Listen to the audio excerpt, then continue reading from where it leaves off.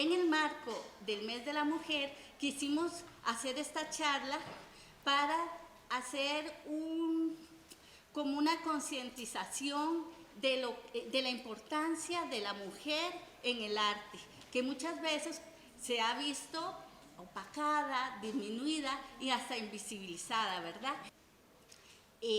Para la Biblioteca Francisco Amiguetti es un honor de que la profesora Judith Cambranero nos acompañe y haya sido tan amable en venir a darnos esta charla. Llegamos a un acuerdo para titularla Mujeres en la Historia del Arte, productoras artísticas, gestoras y mecenas. Después de rodear un tema que es realmente fascinante y complejo sobre las mujeres en la historia del arte, incluso desde diferentes enfoques, decidí acercarme a ciertas lecturas que han sido clave para una práctica de la historia del arte con enfoque feminista, en procura de articular una exposición más didáctica que ilustrativa y para incorporar a los libros, porque esta charla, por supuesto, es presentada a solicitud de Iris y de la Biblioteca Francisco Amiguetti. Los textos revisitados, así como otros, ¿verdad? Por supuesto que siempre pues toca hacer lectura, se pueden consultar en la biblioteca. Aquí tienen una selección. También, como podrán asociar este evento, y tal y como lo mencionó Iris, se suma a muchas otras iniciativas que durante este mes, a partir del 8 de marzo, ponen en discusión la situación de las mujeres en tantos ámbitos como la vida nos permite. Nuestro contexto está situado en el arte y sus instituciones, por lo tanto partimos de ese lugar. Vamos entonces a entrar en materia.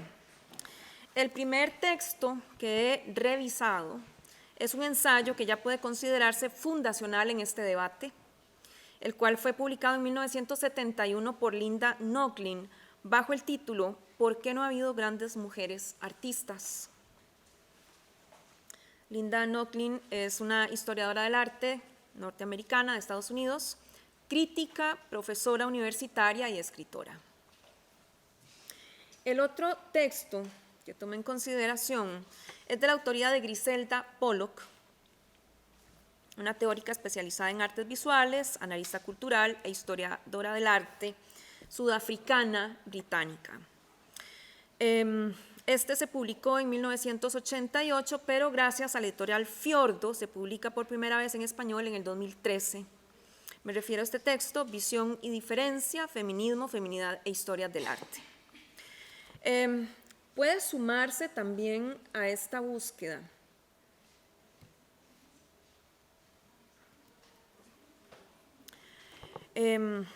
otras autorías y textos esenciales. Sin embargo, tenemos poco tiempo para completar esta actividad, así que haré un esfuerzo para referirme al tema de esta charla, Mujeres en la Historia del Arte, productoras artísticas, gestoras y mecenas, a partir de una serie de planteamientos esenciales que estas dos autoras proponen y que han sido revisados, citados, debatidos, puestos en práctica en muchas investigaciones y publicaciones, incluidas investigaciones en el contexto latinoamericano y costarricense.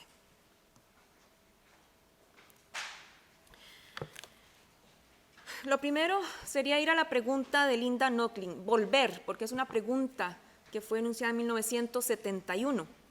¿Por qué no ha habido grandes mujeres artistas plásticas, músicas, escritoras, científicas? Y podemos continuar con la lista, ¿no?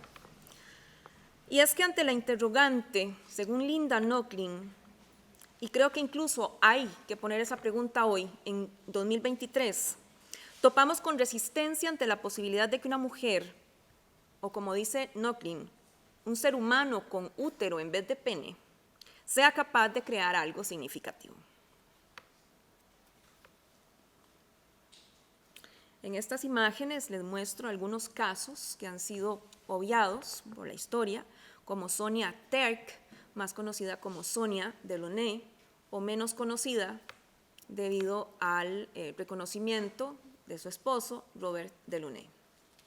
Clara Schumann o Clara Wieck, Virginia Woolf, bastante destacada en la escritura, no obstante con muchos retos, pero también consciente de la situación de las mujeres en la escritura y en el arte.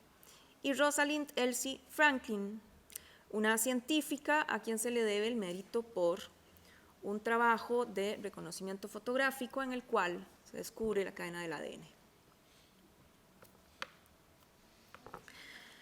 Desde que la movilización feminista, después de la década de 1970, incursiona en el sistema de las artes, se han hecho innumerables esfuerzos por rescatar a las artistas del pasado, con tal de establecer una especie de genealogía femenina en el arte.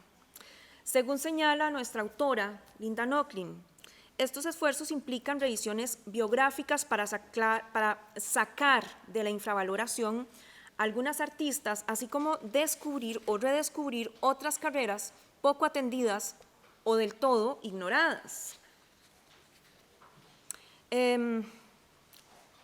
Aquí tenemos dos representaciones de una artista que está inmersa en el movimiento impresionista. Ella fue Berthe Morisot. En el cuadro que tienen a la izquierda, pintada por Manet. En el cuadro a la derecha, representada por su hermana Edma.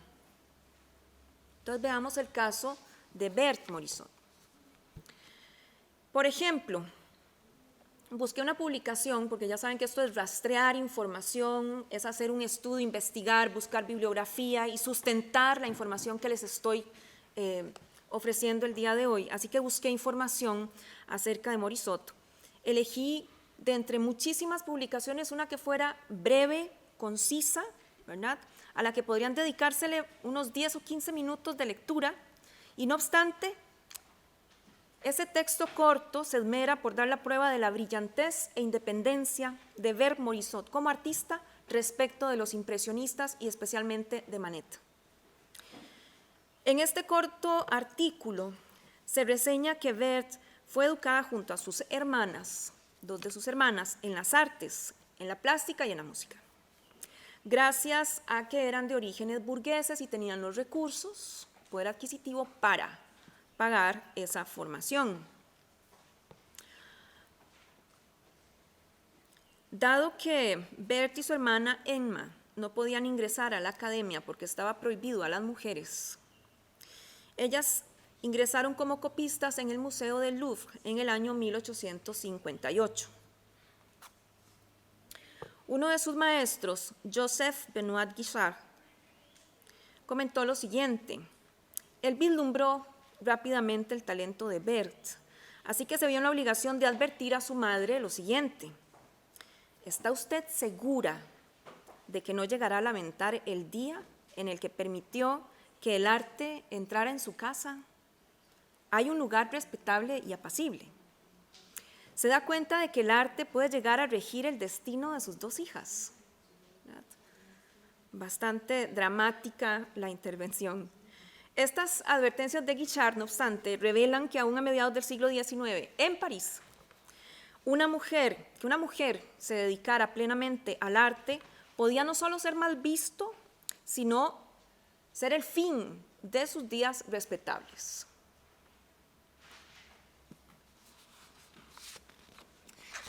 Sin embargo, hubo un pintor como Camille Corot que vio talento en las hermanas Morisot y a quienes facilitó algunos de sus propios cuadros para que ellas trabajaran este ejercicio de copia tan común en los estudios de arte durante siglos, y hasta las invitó a pintar en su taller en el verano de 1861, por supuesto, acompañadas de su madre. Me refiero a Corot, el pintor realista que influenció a los pintores impresionistas, grupo al cual más adelante Berthe Morisot sería partícipe. Ambas hermanas, gracias a este proceso de estudio y conocimiento, logran participar en el Salón de 1864, un espacio más bien que legitimaba a los pintores de la época. Y es una experiencia que las animó a continuar con la pintura. Estamos viendo algunas de las obras de Berthe Morisot para aproximarnos además a su estilo. Ya ven que comenzó haciendo copias en el Museo del Louvre, se trabajaba con los llamados grandes maestros, los clásicos del Renacimiento, del Barroco, pero por supuesto había un mundo circundante a mediados del siglo XIX, vibrante de nuevas posibilidades como las del impresionismo, que capturaron la atención de Morisot y por tanto logró situarse en ese espacio estilístico. En 1868 es cuando conoce a Edouard Manet, con quien primero entabla una relación amistosa, ¿verdad? Casi él en la figura de maestro, de artista reconocido, y después una relación familiar, ya que ella se casó con el hermano de Manet. Siempre en compañía de su madre, Beth tuvo oportunidad de construir una relación profesional con Manet. Él fue el que la introdujo a los impresionistas y con quien mantuvo siempre una relación cordial de intercambio de ideas para discutir acerca de los asuntos del arte.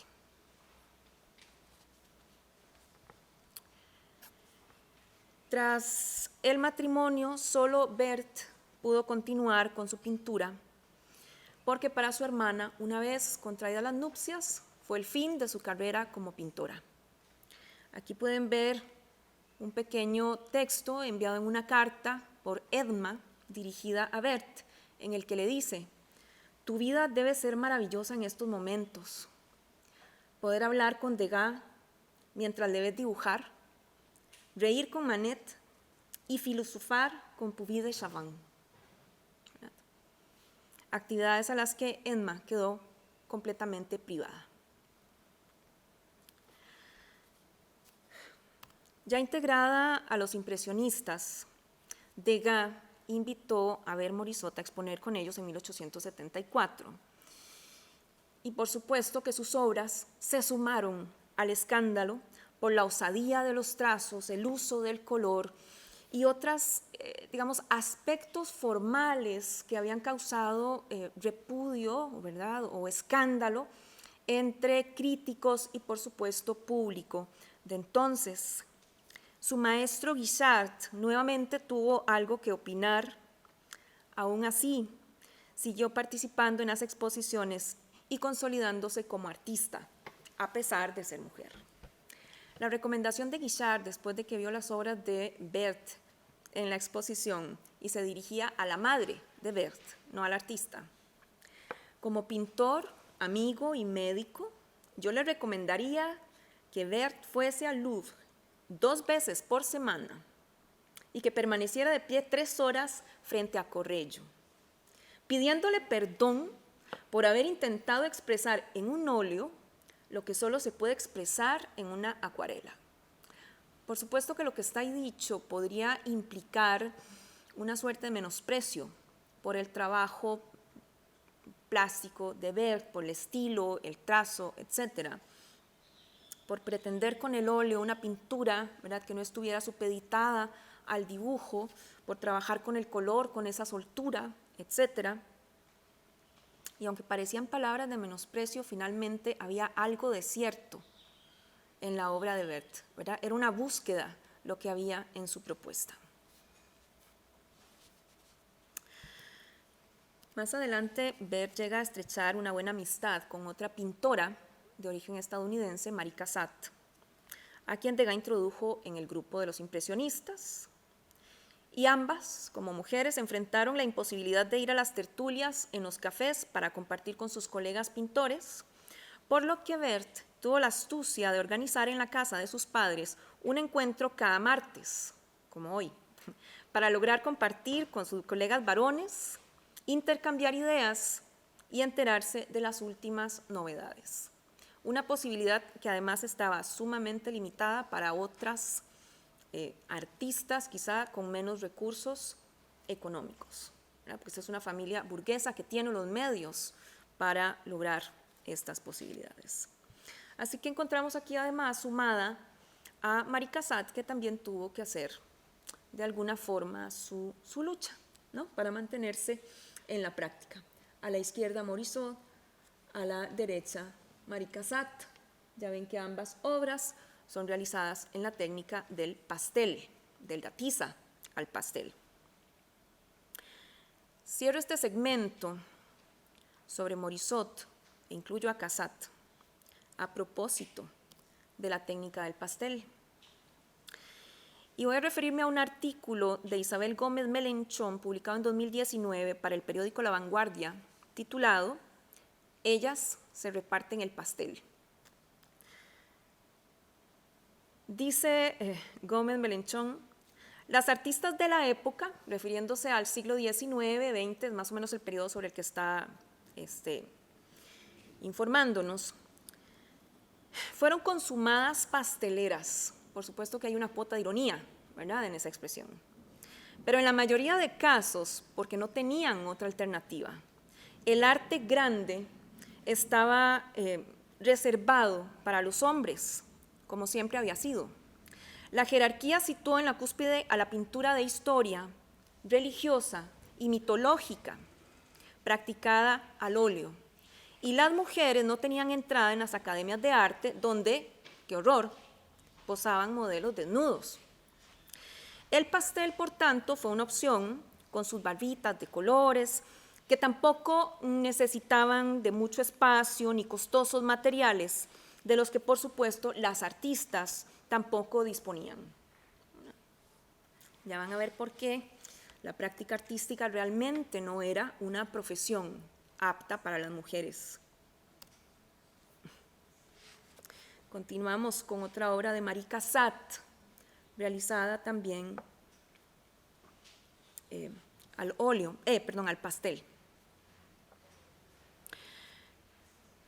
Otro aspecto que señala Isabel Gómez, citando a su vez a la historiadora del arte Stéphane Pennant, en uno de los textos de la exposición a la que se alude en este artículo, una exposición titulada Tocar el color, la renovación del pastel de la Fundación Mafre de Barcelona, señala la historiadora Pennant que las artistas mujeres destacaron en esta especialidad no suponía ni mucho menos un reconocimiento desde el momento en que pedía abrir a las mujeres las academias de dibujo municipales, porque la mujer se contenta con la segunda fila si el salario de un trabajo inferior basta para procurarle los medios de agradar. Entonces, no solamente aquí lo que estamos observando o escuchando acerca de esa mentalidad en el siglo XIX, y ya es un siglo XIX en la segunda mitad, entrando al siglo XX, no se refiere única o exclusivamente a la práctica artística, es en sí en la condición de la mujer en su rol en la sociedad. Entonces, ¿por qué privarla de la práctica artística? Ya vamos a ver. Este último concepto que señala Pennant, los medios de agradar, es un concepto que se refiere a las cualidades que hacían más cotizables a las muchachas en edad casadera de las clases altas, porque las clases bajas, si podían sobrevivir, con eso basta, ¿verdad?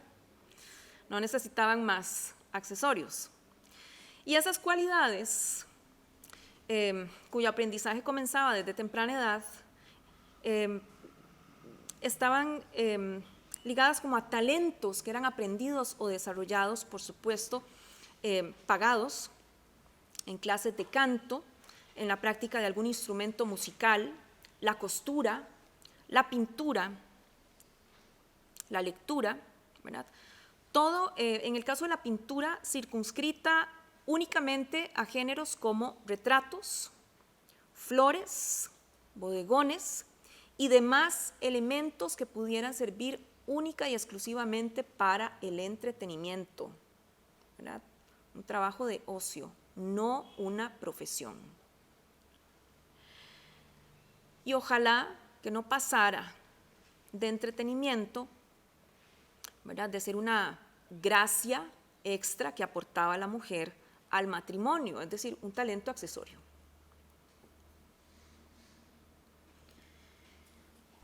Siempre me he preguntado por estos retratos que observo realizados tanto por hombres como por mujeres, ¿verdad? Y aquí podemos preguntarnos por la mirada. ¿Quién mira al modelo o a las modelos? ¿Y de qué manera las representa? Generalmente encuentro unos rasgos, ¿verdad?, de sumisión, de retraimiento, de introspección de las modelos, ¿verdad? Como si esa fuera la situación. El personaje generalmente enclaustrado en ese espacio doméstico, privado,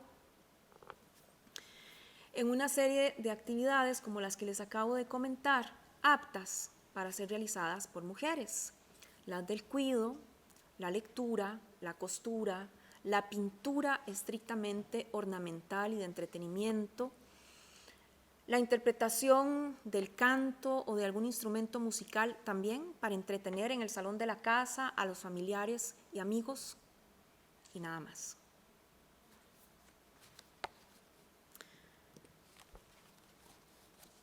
Y ante este panorama, cito nuevamente a Isabel Gómez, quien señala que dadas las circunstancias, las mujeres optaron por seguir la ruta del pastel, una técnica para nada sospechosa, porque les permitía entrar al mundo del arte, aunque fuera por una puerta pequeñita.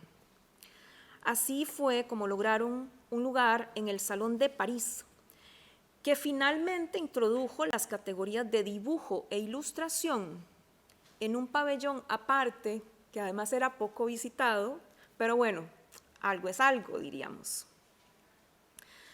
En las estadísticas, los números hablan por sí mismos.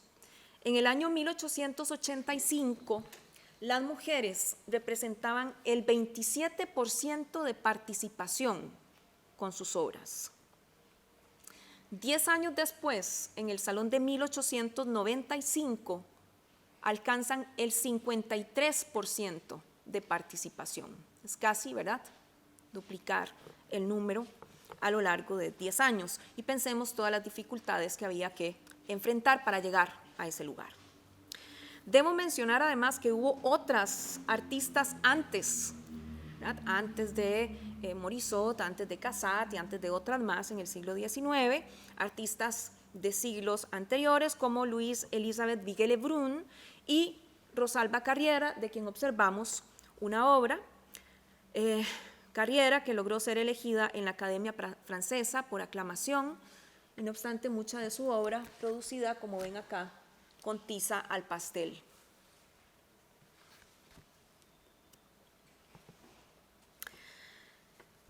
He realizado este ejercicio, ¿verdad?, al que me refería anteriormente, que es el de mostrar o demostrar algo respecto de un artista, en este caso Ver Morisot, porque lo van a encontrar en el texto de Linda Nochlin, lo van a encontrar en los textos de Griselda Pollock también. Y para presentarlo, por supuesto, y poder estudiar el caso, he tenido que buscar publicaciones, ya vieron, de diversa índole y en diversos espacios de divulgación. Después de revisar lo que se ha dicho, creo que son trabajos que aportan conocimiento, especialmente para el público en general y también para el público especializado. Además, valoro el esfuerzo de investigar y traer toda esta información a la luz. Pero siguiendo la ruta crítica que ha trazado gente en la historia del arte como Linda Nochlin, Griselda Pollock y tantas más, este proceso queda inconcluso e inconexo, ¿verdad?, y es insuficiente si no atendemos a algo más, y esto es la época. Los paradigmas que han dado sustento a ciertas ideas y cánones en la historia del arte. Hace falta indagar sobre quién ha sido considerado artista, y ese artista en mis notas está con mayúscula. ¿Y el por qué? Porque un artista es siempre o casi siempre hombre, caucásico, calificado de genio creador o que posee el genio creador, y sobre quien recae además una inspiración, un dote divino. Esas respuestas quizá las hallemos cuando analicemos las obras, artistas, las instituciones del arte en un determinado contexto histórico bajo los parámetros de pensamiento de su época. Tenemos que leer cuidadosamente, con enfoque crítico, cómo y quién ha escrito sobre la historia del arte, cuáles han sido las políticas culturales de cada contexto y a quién y de qué manera se le ha concedido un lugar en la historia del arte. Ahora, hay nada más ilustrativo que esta representación de George Elgar Hicks para pensar acerca del modelo ideal de mujer y su función en la sociedad europea del siglo XIX, ¿verdad? Para remitirnos a los casos que hemos venido citando. Aquí lo que encontramos es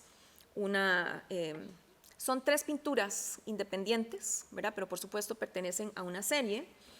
La serie es La misión de la mujer. Las obras fueron realizadas entre 1862 y 1863. Y la misión de la mujer, según la sociedad del siglo XIX, en la voz de Hicks o en el pincel de Hicks, dice que sería primero la guía de la infancia. Parte, digamos, del texto de análisis es la mujer como madre, ¿verdad?, que acompaña a su hijo en sus primeros pasos. La compañera del hombre, ¿verdad?, de su marido, siempre fiel a su lado, ¿verdad?, incansable. Y el consuelo de la vejez, o la cuidadora de su anciano padre.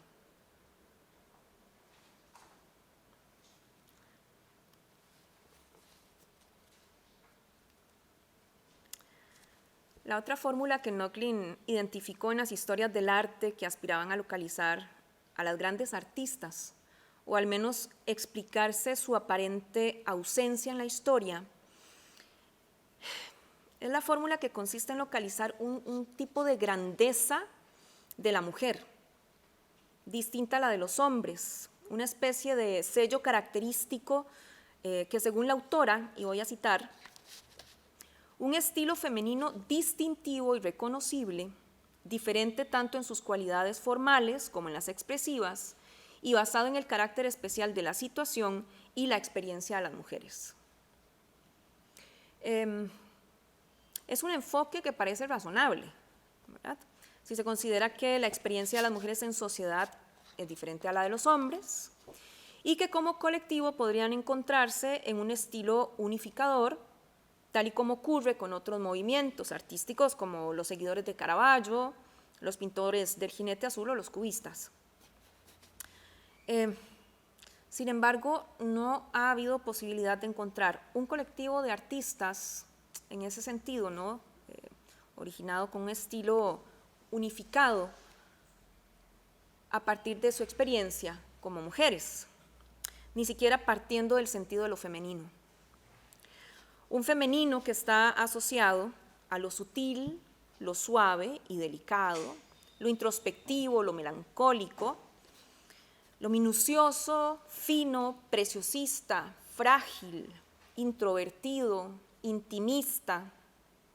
Todas estas características que son incluso reconocibles en muchas producciones plásticas de artistas masculinos. Bueno, aquí busqué una pieza, por supuesto, en categoría o en género de representación, los jarrones de flores muy populares en el periodo barroco y las pinturas de bodegones. Esta es una obra es Clara Peters, creo que me comí una C, Clara Peters, con esta naturaleza muerta o jarrón de flores. No ha sido posible vincular mediante la categoría de la esencia sutil femenina y todas sus variables la obra de artistas como Artemisia Gentileschi o Angelica Kauffman, tampoco Rosa Bonheur o Susan Baladón, o Kate Kollwitz, Barbara Hedborg, Georgia O'Keeffe y tantas otras más que podríamos citar. Es decir, podemos hacer una lista que nos dé aquí a las 4 de la tarde, ¿verdad?, enlistando nombres, y no importa el estilo, la época o el movimiento artístico que podrían haber perseguido, no logramos localizar la esencia de lo femenino como hilo conductor en esas propuestas artísticas.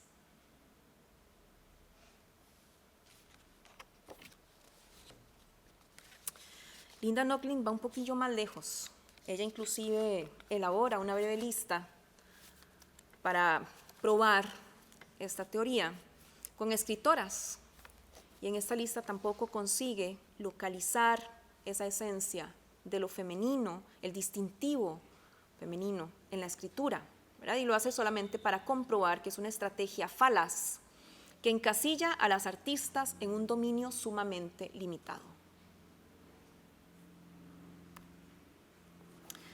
Tal y como observa Nochlin en su ensayo, emular el modelo de construcción de la condición de artista tradicional implica que en muchos casos de una amplia diversidad de estilos, etnias, clases sociales, seguirán quedando en la marginalidad o incluso en el olvido, mientras sigamos formulando la historia del arte bajo los mismos cánones y probablemente las aspiraciones en nuestra práctica artística.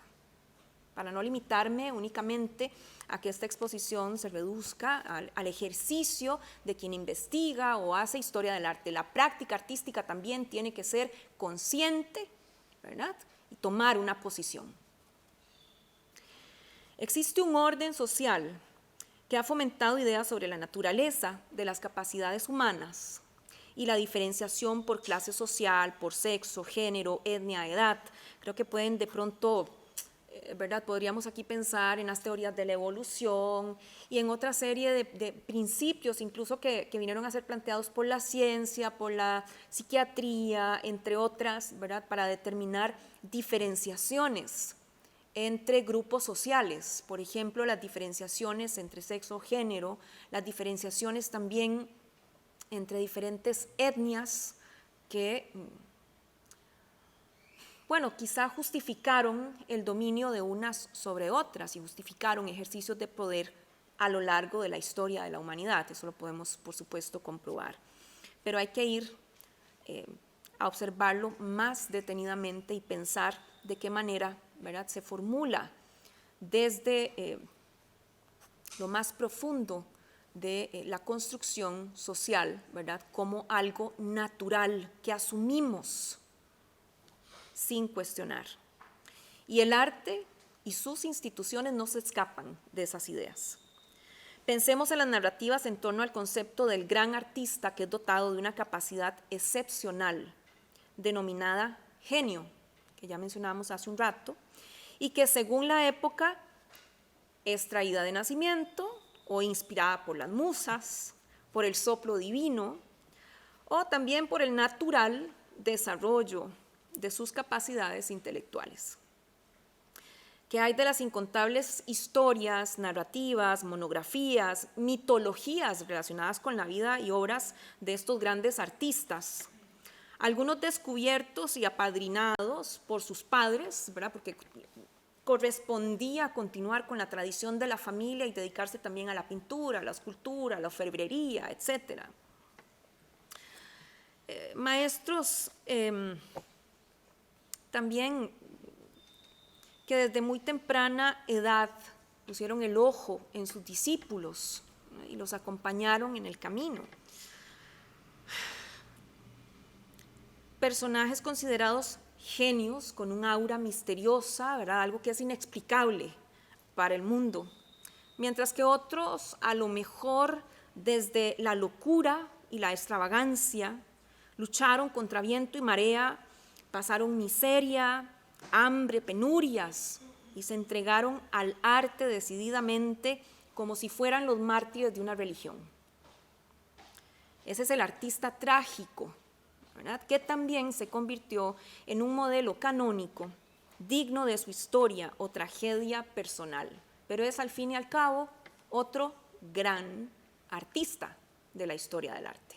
Entonces, o el genio intelectual elevado, ¿verdad?, que desde su infancia recibe el acompañamiento, o el loco, ¿verdad?, disparatado, el bohemio, extravagante, que hace todo, que entrega su vida, ¿verdad?, que sigue esta premisa del arte por el arte.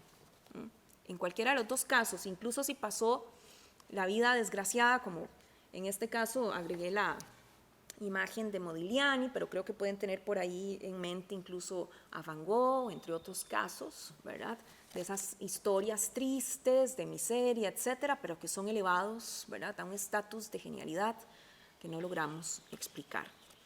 Sin que eso implique, hago el paréntesis, quitarle méritos a la producción que realizaron, porque esto no es un ataque a los artistas nacidos hombres, ¿de acuerdo? Esto es una revisión de los principios que sustentan la escritura de la historia del arte, que a su vez tiene, pues por supuesto, claras influencias del contexto de la historia sociocultural, de eso que hablamos hace un rato, ¿verdad? Que son preceptos que están dados naturalmente a la sociedad. Finalmente, Nochlin propone otras preguntas que de antemano nos van descubriendo las raíces de la cuestión que aquí estamos analizando. Por ejemplo, ¿de qué clases sociales, castas, subgrupos, pensemos en gremios o profesiones, o bien sexo o género, es más probable que surjan los grandes artistas en las diferentes épocas de la historia del arte? ¿Cuáles son las condiciones adecuadas para producir arte? Esa es una gran pregunta. La pregunta inicial de Nochlin la lleva a reflexionar que el arte no es una actividad autónoma y libre de un individuo superdotado, influenciado por artistas anteriores y tal vez en menos carga por las fuerzas sociales, ¿verdad? Sino que la situación total de la creación artística, tanto en términos del desarrollo del creador de arte como en la naturaleza y calidad de la obra en sí misma, tiene lugar dentro de una situación social. Es un elemento integral de esta estructura social y viene mediada y determinada por instituciones sociales específicas y definibles, ya sean las academias de arte, los sistemas de mecenazgo, las mitologías del divino creador, el artista como hombre hecho a sí mismo, ¿verdad? O como el marginado social. Mientras tanto, ¿cuál ha sido la historia de las artistas? Y bueno, aquí ponía este caso, que es el del gran artista de la escultura, Rodin, y otra artista de la escultura, Camille Claudel, ¿verdad? Una historia compleja, por no decir complicada, ¿verdad? Pero que tenemos que volver a visitar, ¿verdad? Porque hay que también erradicar, en cierto modo, esas aproximaciones de las historias del arte con mitologías y victimismos negativos, hoy diríamos tóxicos. Ahora, según afirma Griselda Pollock, la otra autora consultada y de quien tienen ahí el texto para que lo devoren, dicha problemática en la historia del arte no se reduce a la omisión de las artistas, sino que se trata de un modelo de discurso que se ejerce desde el poder y se consolida en el modelo patriarcal, occidental y caucásico. Por lo tanto, la historia del arte no estaría exenta de poner en práctica ideas que configuran la forma en que se reproducen las relaciones de poder y las políticas sexuales, las cuales se amparan en el discurso patriarcal y la diferencia sexual. ¿Por qué sabemos tanto del muralismo mexicano a partir de solo 3 o 4 exponentes masculinos? ¿Qué hay del resto de artistas que estuvieron dentro de esta tendencia? Y de las artistas, ¿qué se conoce? ¿Cómo se involucraron con el muralismo y qué alcance lograron? Les dejo de tarea investigar sobre el caso de María Izquierdo. Luego me cuentan. Según la teoría crítica que propone Griselda Pollock, para una intervención feminista en la historia del arte se considera como necesaria la superación de los discursos hegemónicos que han hecho del gran artista masculino el creador, genio e intelectual por excelencia. este discurso omite o desplaza hacia categorías inferiores a las artistas, negándoles su lugar como productoras, mediante justificaciones que se sustentan en la cuestión de género y en marcos históricos, sociales, culturales y económicos. Esta discusión se origina, como ya anoté anteriormente, en el ensayo de Noglin, en el que señala el sistema de las artes como la agencia que ha dotado a la figura masculina de genio artístico, pero se lo ha negado a las artistas mujeres, quienes con algunas excepciones quedan ancladas en historias secundarias gracias a las connotaciones que se desprenden del concepto o dimensión de lo femenino, es decir, que producen menos o tímidamente, o con características formales que connotan delicadeza, sensualidad, ligereza, como aspectos de lo que es eminentemente femenino, o bien, en última instancia, porque no fueron partícipes de condiciones idóneas para el aprendizaje desarrollado de habilidades y desempeño profesional por razones diversas como condicionamientos socioculturales de clase, etnia, sexo y género. Entonces no es un asunto natural, es un problema social, ¿verdad? Un asunto que está en la estructura social y que impide el acceso a esos espacios, o los ha impedido.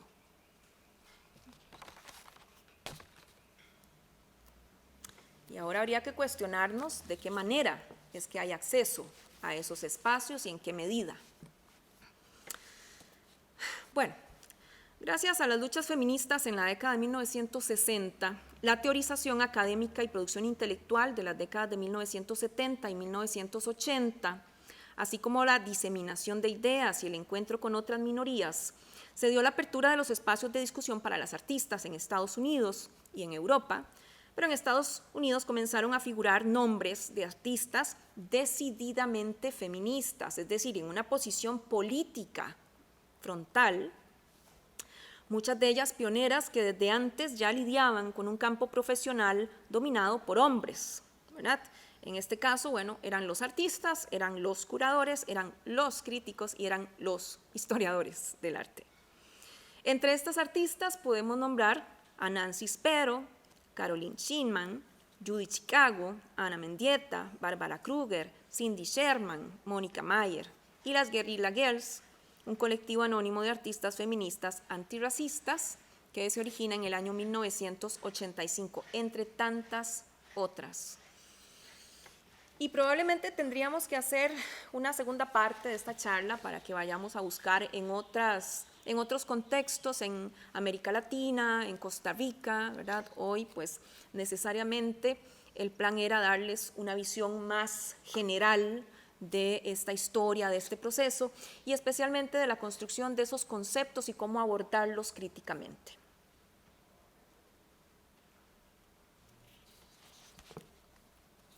¿Estamos bien de tiempo? Sí. Bueno, ya casi los libero. Bueno, como hemos visto, las mujeres han tenido un rol en la historia del arte, por un lado como musas, por otro como artistas o como productoras artísticas, que es un concepto que Griselda Pollock propone para ir rompiendo los cánones ya existentes, es decir, la idea de artista nada más con todas esas connotaciones románticas que existen en torno a este. Pero también podemos encontrar mujeres gestoras y mecenas. Para aproximarnos a las conclusiones de esta charla, veamos un par de ejemplos sobre esta otra faceta de participación de las mujeres en las artes. En calidad de gestoras y mecenas, he localizado muchísima información. Cito, por ejemplo, el artículo de Hélène Thielon Pardo, que refiere al Congreso Internacional del 2014 en la Universidad París, Sorbona, llamado Mecenazgos y Patronatos Femeninos en la Península Ibérica Medieval en los siglos X al XV, con la intención de seguir indagando en comprender cómo y en qué manera las mujeres, madres, tías, hermanas o esposas de reyes, habían sido asociadas al ejercicio del poder durante el periodo medieval, así como interrogar el papel que desempeñaron ciertas reinas, infantas, señoras y abadesas en el desarrollo y la promoción de la cultura y de los saberes en la península ibérica.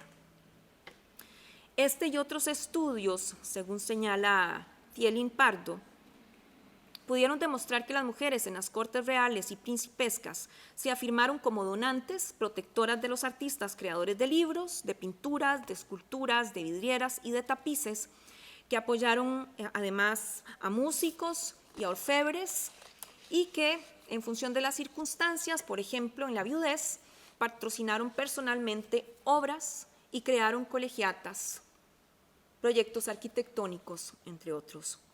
Al margen de la acción de sus esposos, algunas reinas, princesas o mujeres nobles también patrocinaron grandes proyectos arquitectónicos, construcciones de capillas y conventos, una actividad que en general era considerada como más específicamente masculina. Ahora, se conocen las realizaciones de algunas de estas mujeres en el paso del siglo XV al XVI, el patronato de Catalina de Medici, que es un caso al que me voy a referir brevemente, de gran variedad, puesto que en el caso de ella concierne a diferentes manifestaciones artísticas. También se pueden mencionar los nombres de Jeanne de Jonillac, en el entorno de Margarita de Navarra, cuyo papel de protección de las letras y de las artes es bien conocido también, Anne de Bretagne, Diane de Poitiers o las ricas abadesas de la abadía de Fontevraud. Con Catalina de Medici tenemos un caso muy particular, conocida como la Reina Serpiente. Otra tarea es ir a investigar esa historia, ¿no?, de su vida. Qué interesante, además, su posición como estratega política, etcétera, sin juzgar de pronto algunas decisiones que podríamos pensar lamentables. Catalina de Medici, en una época de guerras civiles y declive de la monarquía, bueno, fue una época fácil la que tuvo que enfrentar. Buscó reforzar el prestigio real a través de una espléndida exhibición cultural. Creo que podemos volver al principio de cómo las artes muchas veces son, ¿verdad?, el vehículo o son un recurso del poder, ¿no?, para manifestar ciertas ideas de los grupos, de las élites, ¿verdad? Es un instrumento, por supuesto, para las élites. Una vez que se hizo con el control del tesoro real, Catalina estableció un programa de mecenazgo artístico que duró 3 décadas, un tiempo durante el cual la reina ejerció el patronazgo de la cultura del Renacimiento tardío francés en todas las ramas del arte. El inventario del Hotel de la Reina realizado tras la muerte de Catalina reveló que había sido una gran coleccionista. Entre sus posesiones había tapices, mapas, esculturas, tejidos de calidad, muebles de ébano con incrustaciones de marfil, juegos de porcelana china, cerámicas de Limoges, así como centenares de retratos. Los espectáculos musicales, en particular, permitieron a Catalina expresar sus dotes creativas, fueron dedicados al ideal de paz en el reino y basados en temas mitológicos. Para crear los dramas, la música y los efectos escénicos, la reina contrató a los mejores artistas y arquitectos de la época. La historiadora Frances Yates la califica como una gran artista creadora de festivales. Catalina introdujo cambios graduales en los espectáculos, por ejemplo, le dio mucha importancia a las danzas en los números que constituían los puntos culminantes de las fiestas. Aquí vemos una representación titulado El triunfo del invierno de Antoine Caron, uno de los pintores de esa corte, ¿verdad?, composiciones alegóricas que recrean las grandes fiestas celebradas en la corte de Catalina de Medici, es decir, con todo ese esplendor. Los espectáculos musicales, y en particular, permitieron a Catalina expresar sus dotes creativas, fueron dedicadas al ideal de paz en el reino y basados en temas mitológicos. De esos avances creativos surgió una nueva forma de arte, que es el ballet cortesano, y se conoce como el primer ballet auténtico al ballet cómico de la reina de 1581, en el cual se presentó una fusión de danza, música, poesía y escenografía, ¿verdad? Es decir, había un séquito de personas de diferentes prácticas artesanas, artistas, etcétera, que eran financiadas por Catalina en pos, ¿verdad?, de llegar a concretar estos espectáculos. Estas son la representación de las 4 virtudes, una ilustración del ballet cómico de la reina, ¿verdad?, la preparación de los vestuarios, etcétera, y mucho de este material ha quedado resguardado gracias a la práctica del grabado, con la cual se realizaban ilustraciones que luego se imprimían y salían publicadas en formato de libros, y por eso tenemos ahí el resguardo de las imágenes, o por lo menos de la información. En 1559, cuando muere su esposo, el rey Enrique, Catalina, con 40 años de edad, se convierte en una gobernante efectiva y se le reconoce como una gran patrocinadora de la arquitectura. Durante las siguientes 3 décadas realizó una serie de grandes proyectos de construcción destinados a mejorar la grandeza de la monarquía. Sin embargo, la guerra civil religiosa se apoderó del país y llevó a la monarquía a su punto más bajo. Catalina supervisaba cada proyecto personalmente y los arquitectos le dedicaron libros, sabiendo que ella iba a leerlos porque ese era su compromiso. Era algo que ella personalmente había concedido.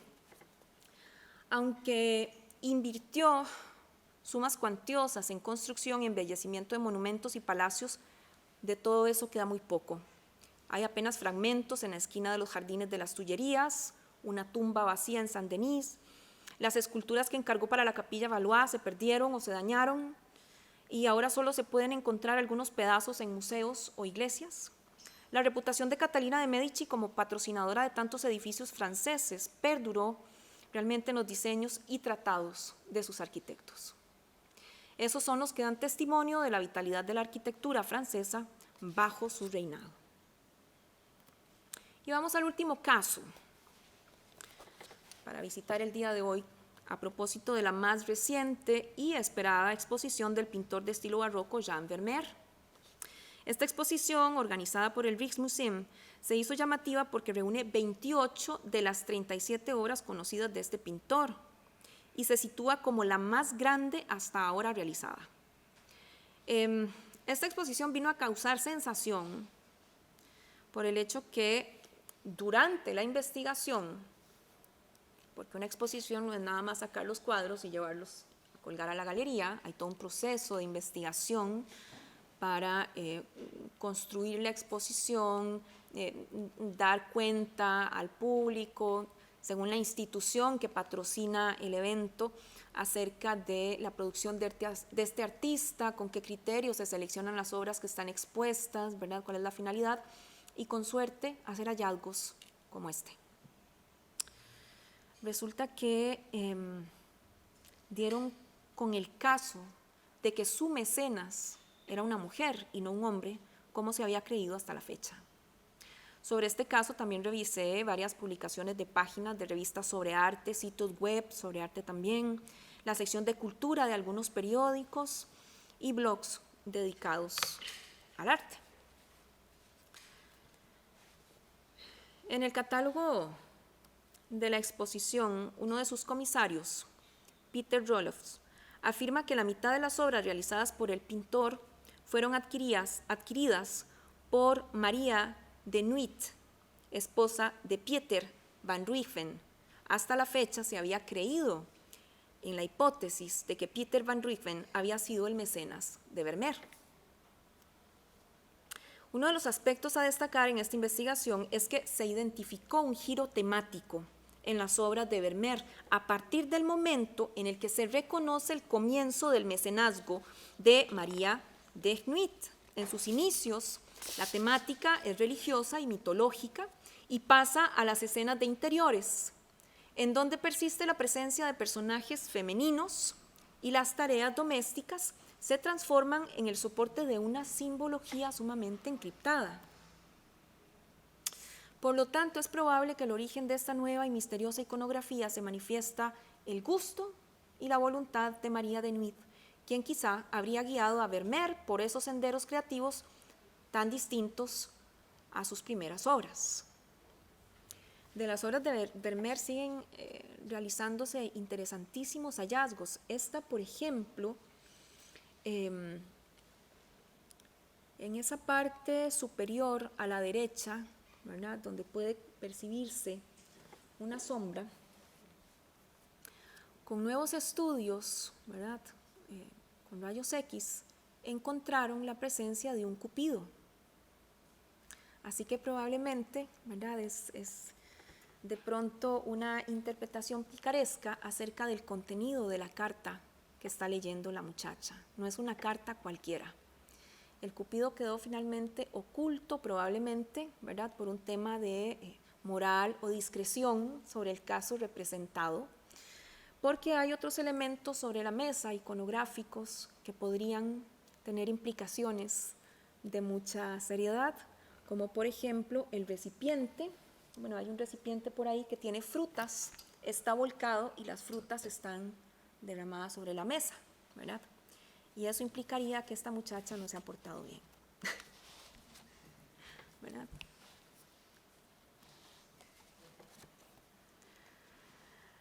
Bueno, como ha argumentado Peter Ruffels en el catálogo, en la sociedad neerlandesa del siglo XVIII, decorar el hogar con obras artísticas era una tarea doméstica y en consecuencia propia de la mujer. A pesar que no es de extrañar que una mujer fuera mecenas de un reconocido artista, sobran ejemplos en España, en Italia, acabamos de mencionar algunos. Y el hecho de que María de Nuit comprara y quizá influyera en la producción de Vermeer aporta un enfoque distinto a la hora de interpretar las razones del artista respecto de tan enigmáticas representaciones. Este caso también permite vislumbrar una realidad en la Holanda de los siglos XVI y XVII, en la que muchos de los beneficios económicos de la intensa actividad comercial holandesa fueron invertidos en arte. Además, reconocer que la inversión se enfocara en las artes, porque las características geográficas, por ejemplo, en Países Bajos, hicieron difíciles las inversiones en bienes raíces. O que la prohibición del calvinismo sobre las imágenes religiosas impulsó, en cierto modo, el comercio artístico particular y secular, dejando a la Iglesia básicamente desterrada como mecenas. Estos factores son, según la investigación citada, los que dieron la oportunidad a este matrimonio, y especialmente a María, para protagonizar como mecenas y favorecer la producción de uno de los grandes pintores del siglo XVII. Cierro con esta obra, que es un detalle a la izquierda del cuadro La Alcahueta, de 1656 aproximadamente. Algunos consideran que es probablemente un autorretrato donde Vermeer se incluye. Yo lo encuentro muy feliz, probablemente porque el mecenazgo de María le dio de comer a Vermeer. Cierro con lo siguiente.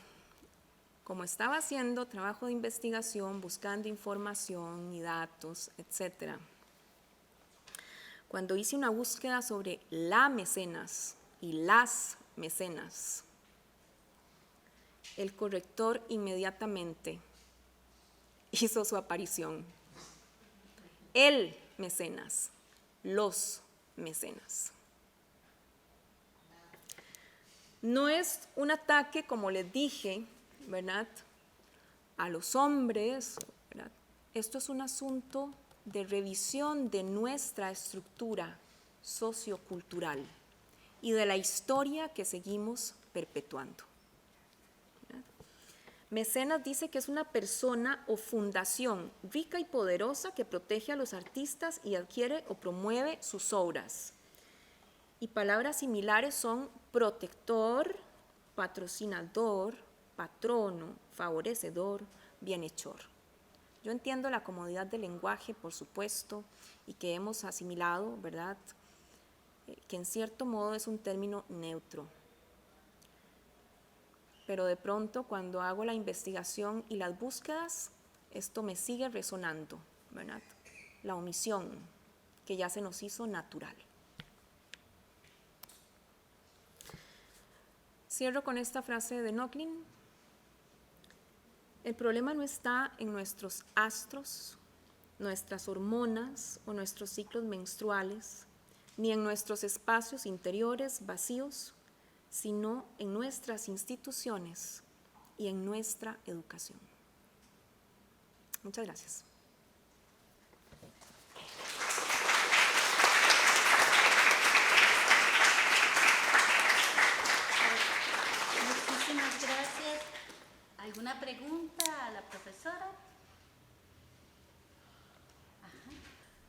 Bueno, generalmente cuando hago esa búsqueda tengo que de pronto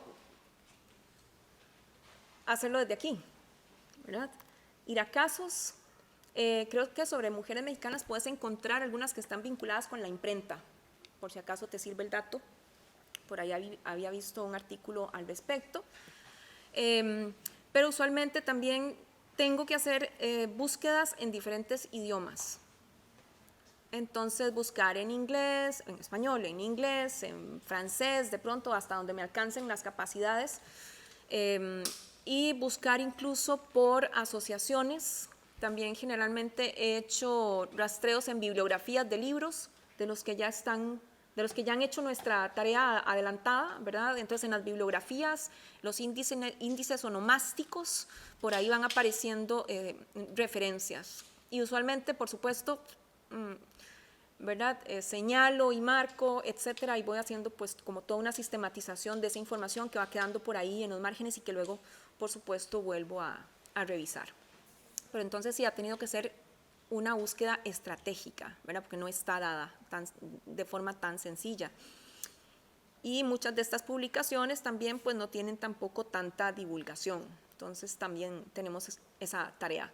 Aparte, otro problema que quizá podrías encontrar son, en América Latina hablamos de la decolonialidad, ¿verdad? Para de alguna manera quitarnos de encima el peso, ¿verdad? De toda esa historia, etcétera.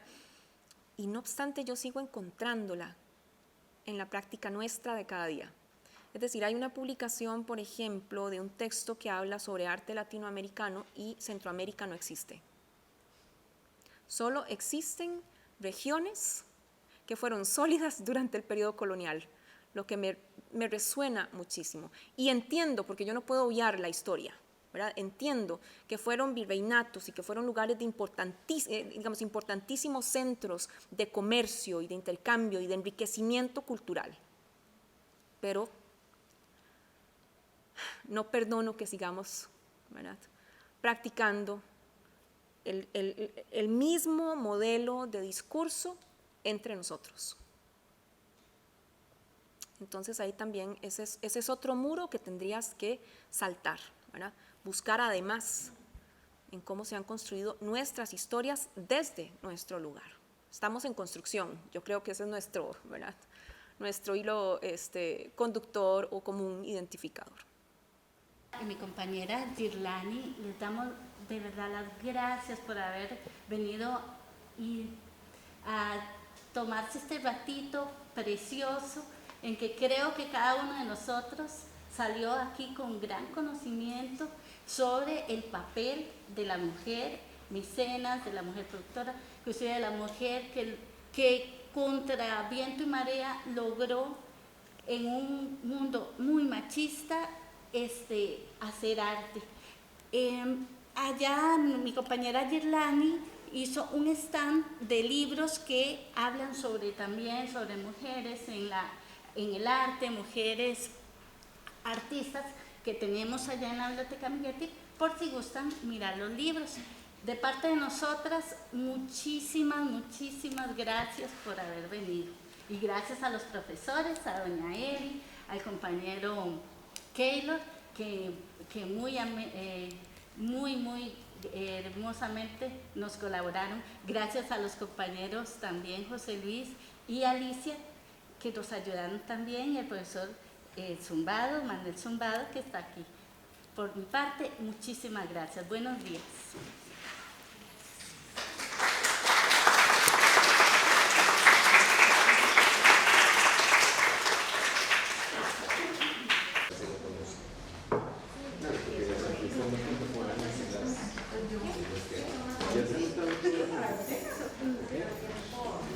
Ya está.